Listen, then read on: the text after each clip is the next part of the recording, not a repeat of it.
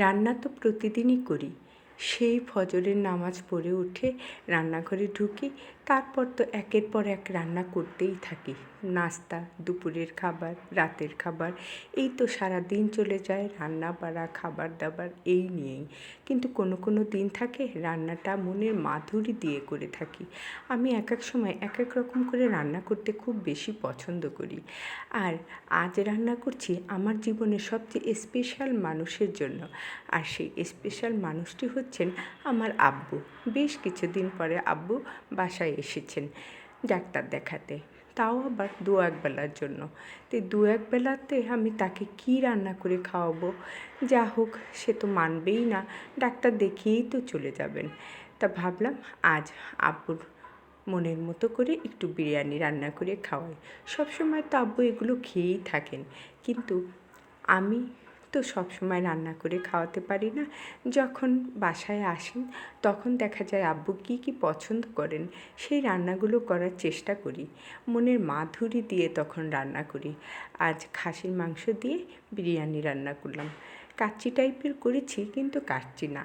যা হোক, দেখতে পেয়েছেন আমি আজ খাসির গোশটা সম্পূর্ণ দুধ দিয়ে ভিজিয়ে রেখেছিলাম, সামান্য একটু লবণ আর গরম মশলার গুঁড়ো দিয়ে সারা রাত ভিজিয়ে রেখেছিলাম।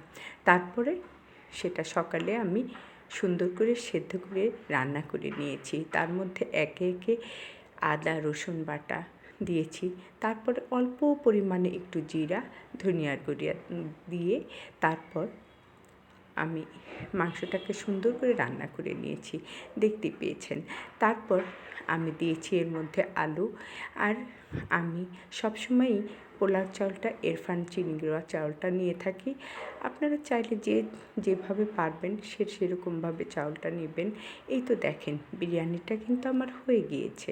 আমি এখন আমার আব্বু কিশমিশটা খুব বেশি পছন্দ করেন, সেই জন্যে আমি কিশমিশটা বেশি দিয়েছি। যা হোক, কিশমিশ দিয়ে তারপর গরম মশলার গুঁড়ো দিয়ে একটু দরাজ হাতে ঘি দিয়ে দিয়েছি, দেখতেই পাচ্ছেন। গরম মশলার গুঁড়োটাও কিন্তু আমার নিজের হাতে করা। এরপর দমে দিয়ে দিলাম।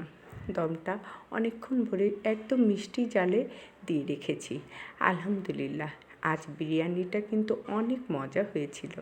নিজে রান্না করেছি বলে তা নয়, আব্বুর জন্য রান্না করেছি, এটাই হচ্ছে আমার সবচেয়ে আনন্দের বিষয়।